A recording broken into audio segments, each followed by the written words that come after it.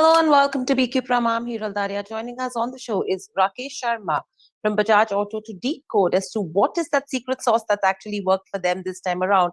Rakesh, overall, if you see a tough time, but we've actually weathered the storm really well in the fourth quarter. What is it that has worked? Because clearly operating margins are at a 9-quarter high, and now we are seeing multiple tailwinds from here on. Good morning, Hiral. Yes, actually, not just the quarter, but it was a difficult year. If you recall, we had a big problem in quarter one when our supply chain failed because we were over dependent on certain vendors. So we had to solve for that rather quickly, scramble, put the supply chain back in July, and then after that, the recovery. There are three factors contributing to the improvement in profitability and the numbers. And the first is, of course, that a gentle devaluation of the Indian rupee is always helpful because we have large exports. So at this point of time, their proportion is smaller, but nevertheless, there is a support we get from that. The second has been our approach of dealing with costs and prices. We have sort of taken an approach in these volatile times that we will not try to fight the macroeconomics or costs by just managing the price. So we have tended to pass these on in our pricing. So that has been helpful. But of course, we have to calibrate it with competitive response. But the most important factor which has driven our performance has been both at the top line and the bottom line, has been the richer mix because of the products we have introduced in the 125cc plus segment. That is now half of the motorcycle industry. And that is growing at almost thrice the rate of the entry-level bikes. So this unrelenting focus on the top half of the industry with newer products has given us better pricing, has given us better margins, and also improved our competitive position.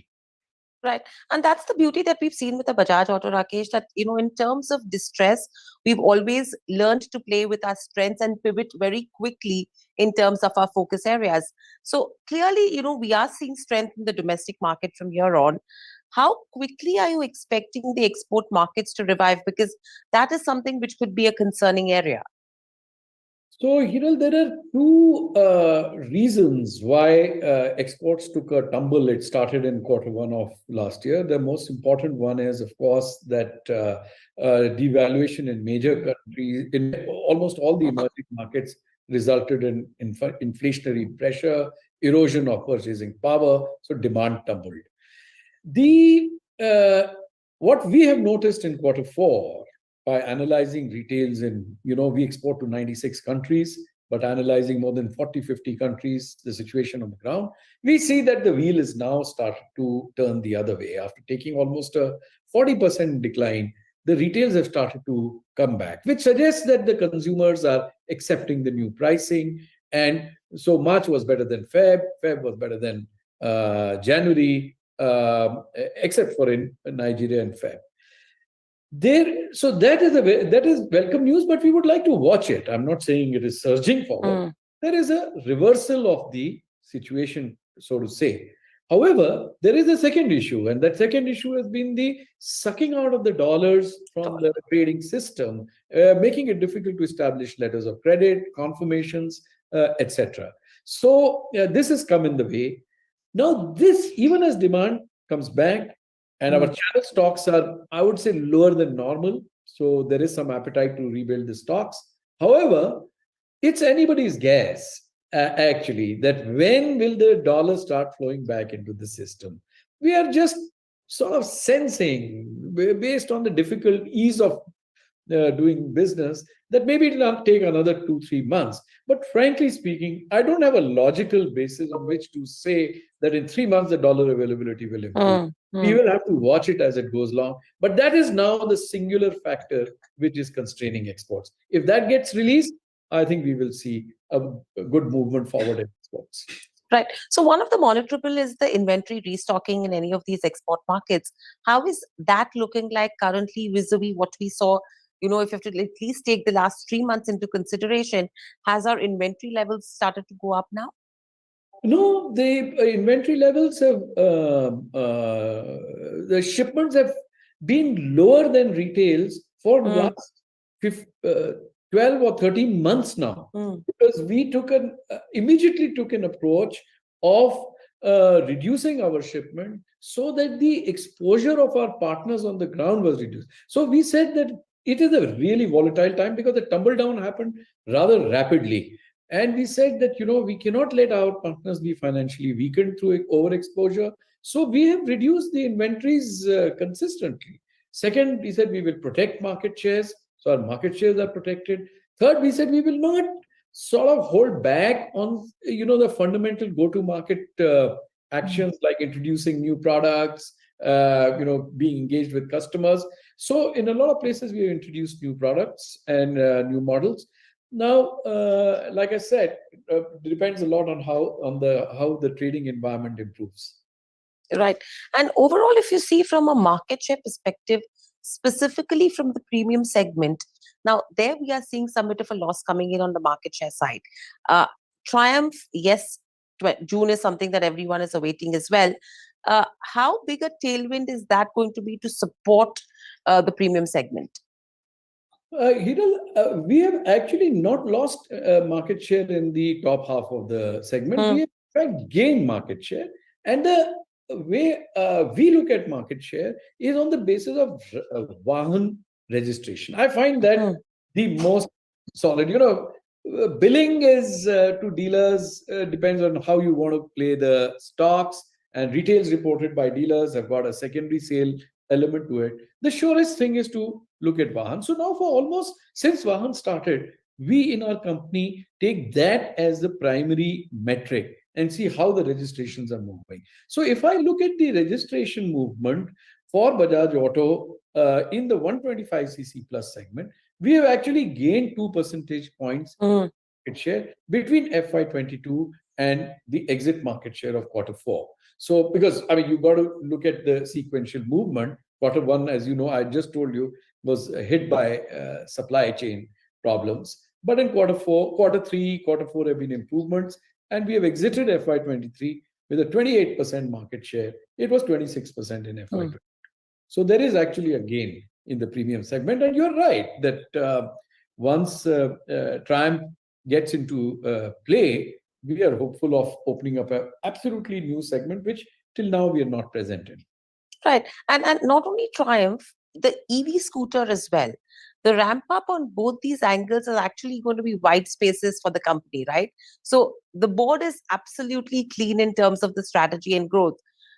What is that going to look like specifically from the EV supply chain? Because we have done restructuring there as well.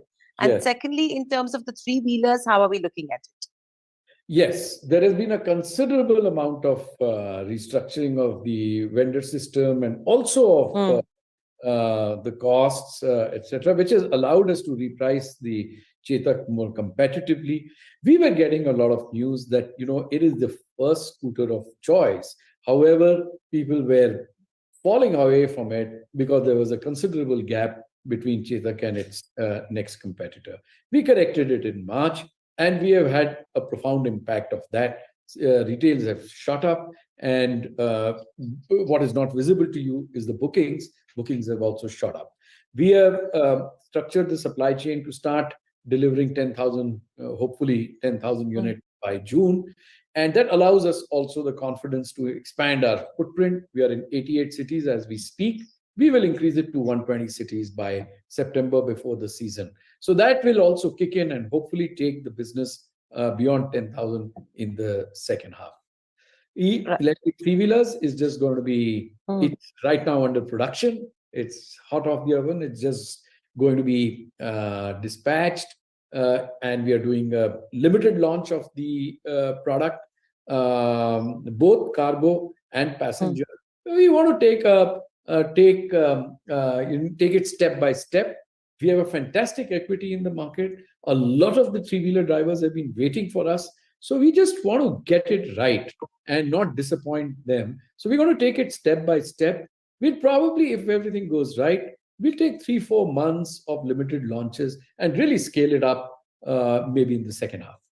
Right. So my last question coming to you, Rakesh, is overall, what are going to be the key monitorables for you as a company from here on? For example, as you mentioned, the dollar availability is going to be a key monitorable that you will be tracking. So apart from that, from an export market perspective and the domestic market perspective, what is it that you will watch out for? Well, the return of exports you already named, that is very, very important because we have reached watermarks of 200,000. We are at 110, 120,000. So we will be looking at how the trading environment is improving. That is just the single factor there. We will be continuing to look at our top half performance in the domestic motorcycle industry, which is going to continue to drive both the top line and the bottom line for us. We have made a play for the 100cc segment through our Platina 110 ABS. It's the first bike in the world at 110cc to offer ABS, and it is an attempt to win market share in this difficult 100cc segment through meaningful differentiation. Generally, people do this by pricing, but we are attempting that. And like you said, the performance of Chetak and electric three-wheelers, these would definitely, and then later in the year, how Triumph progresses. We are hopefully opening up with 40, 50, 30, 40 stores, and that progresses. These are the 6, 7 things which are very important for Bajaj Auto to monitor and actually manage well, because they will make a big difference to the company's performance. Absolutely, and the strategy is clearly working well as well. Thank you, Rakesh, so much for joining us on the show. It's always a pleasure to speak to you. Stay safe and speak to you soon again. Thank you. Likewise, Hiru. Thank you very much. Bye.